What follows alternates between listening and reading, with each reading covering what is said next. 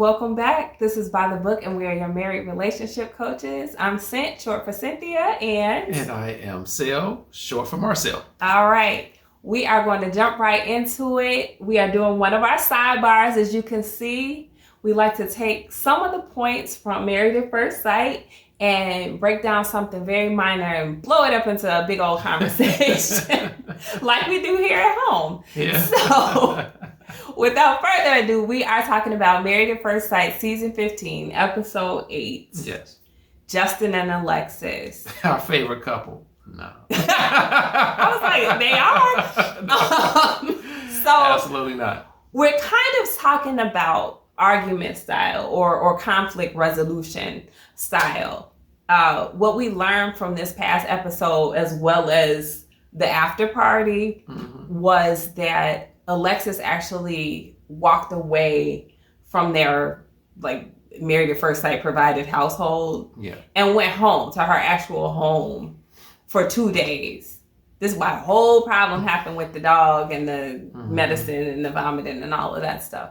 But that's not the point right now. The point is walking away from your partner in an argument, in a dispute, okay to do? Or is that like a form of abuse?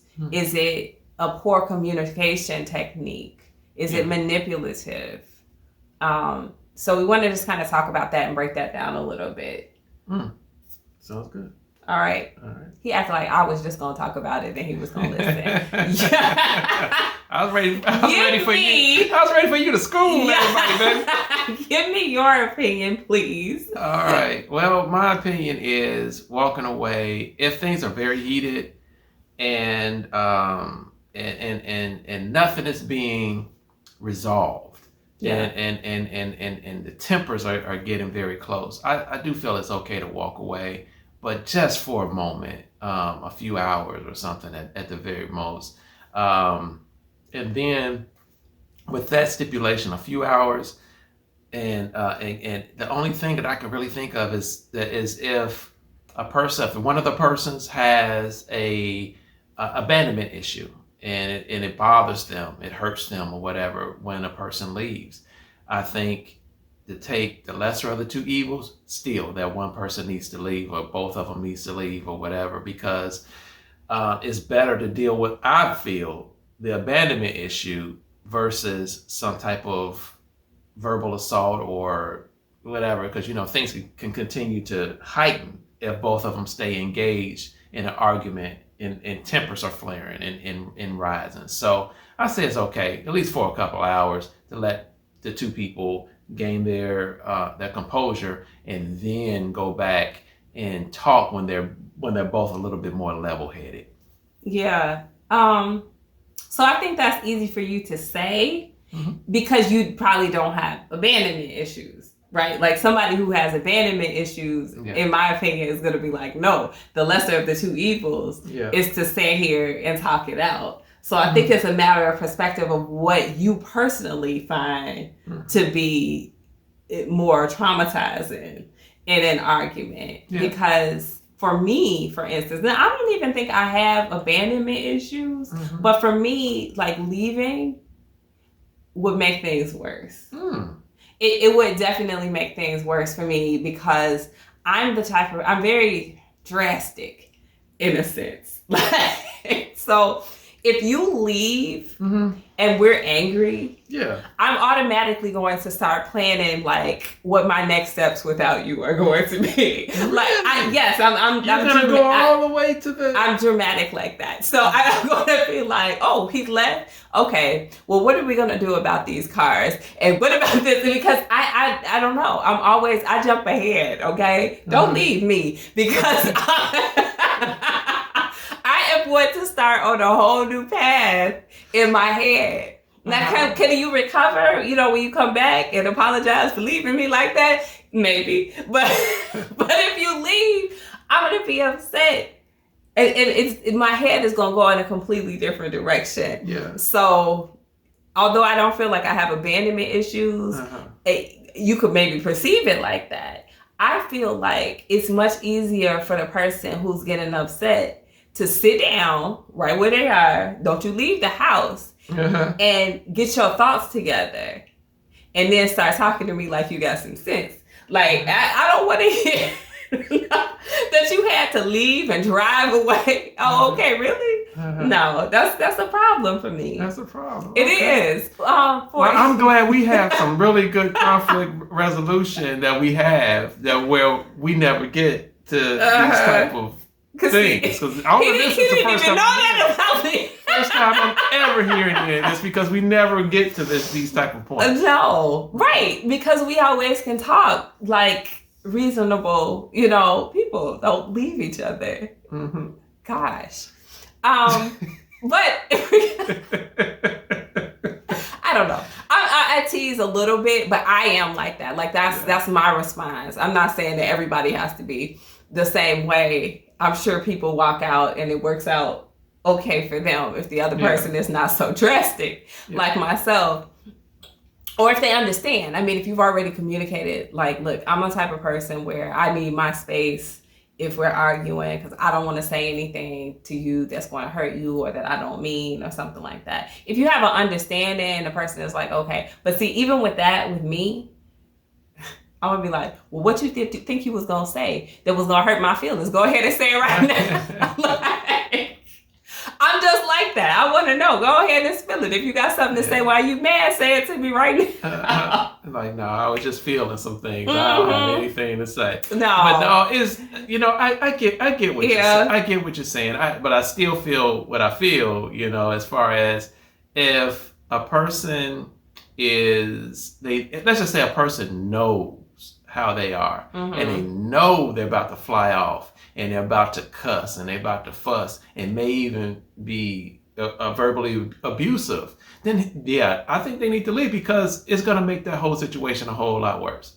The abandonment thing, it can make it worse. But you just said that coming back, we can straighten this thing out. And that didn't further the type of damage that verbal abuse could but potentially if you do. think that you might verbally abuse me, then you need to go to anger management counseling like right away because that's not a way to function. You know what I mean? So I don't know if that's what Alexis was feeling. Yeah. But from what we can tell from the after party, it sounds like she left. But for 2 days, though. She left for 2 days, but they were talking on the phone. Okay. So that brings a different element to it a little bit, right? It's not like she just walked away and was like, I'll see you when I see you. And then came back randomly 2 days later. At least they were talking to each other.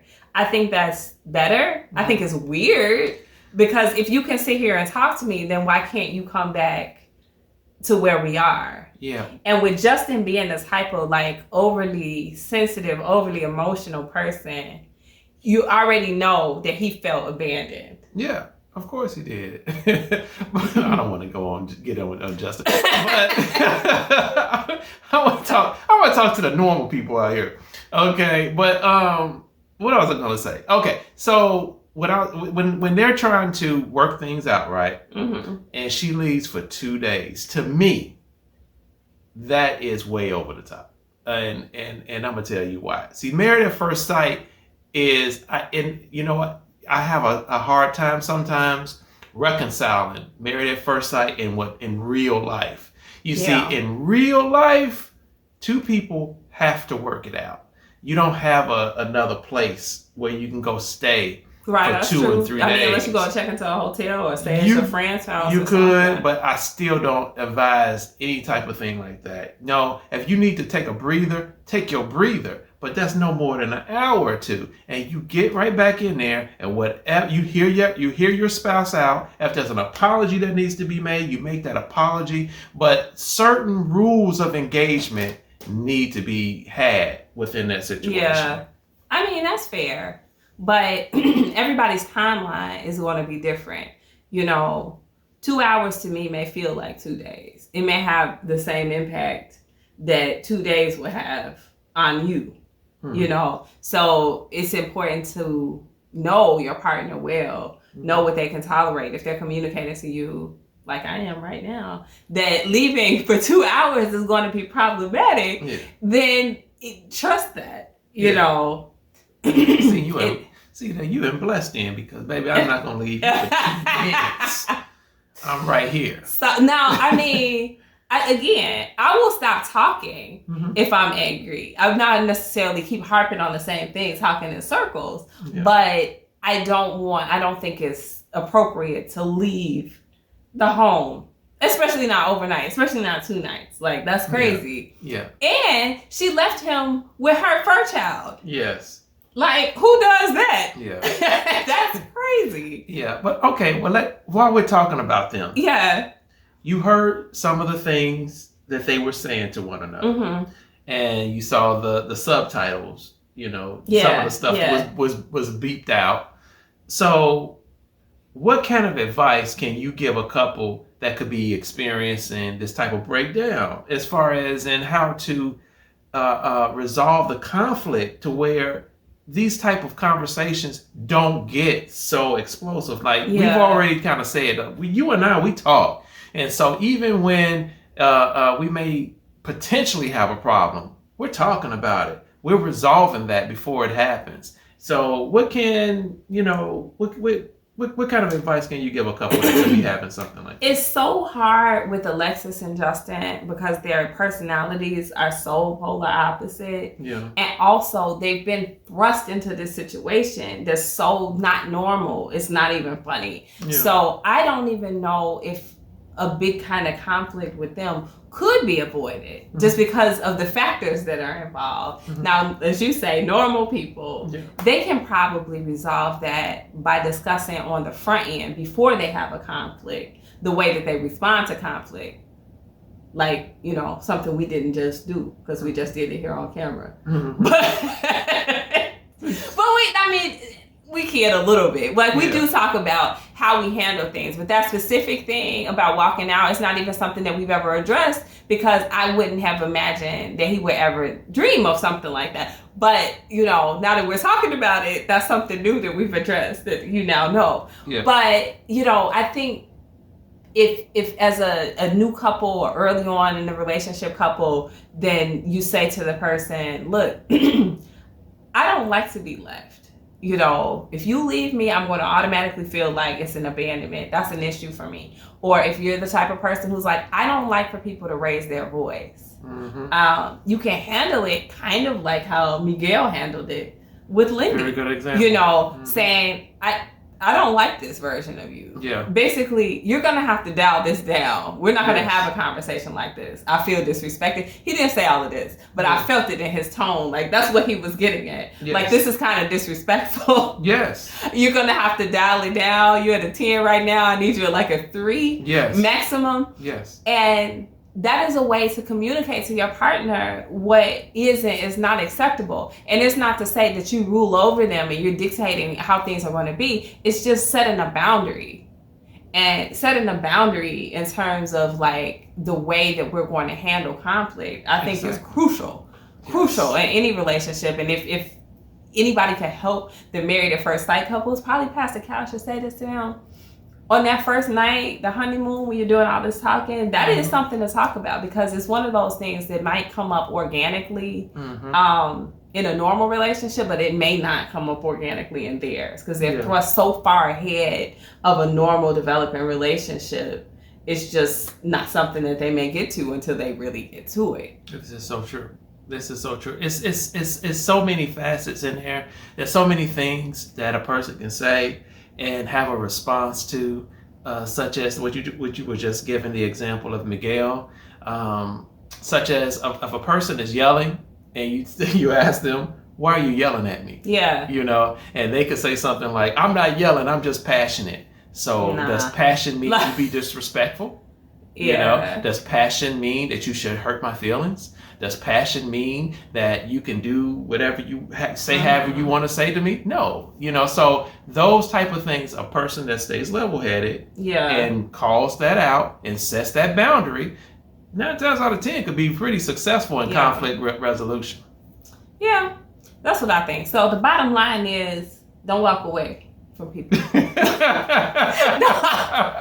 I already told you I'm not going to walk away. It's probably 50-50 out there. Let us know what you guys think about walking away from situations because I do feel like, and people that I talk to, I feel like there's a good large group of people who are like, I have to remove myself, from intense situations like that.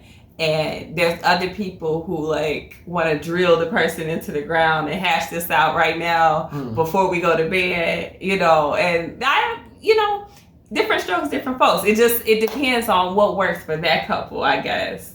But just as a poll, I would like to know, if you guys don't mind, comment below and say whether you're the get some space type person or if you're the hash it out right now type of person. Because I would like to know if more people lean one way or the other. Yeah. I'm going to say if I have to pick one or the other, I'm a hash it out type of person. Yeah.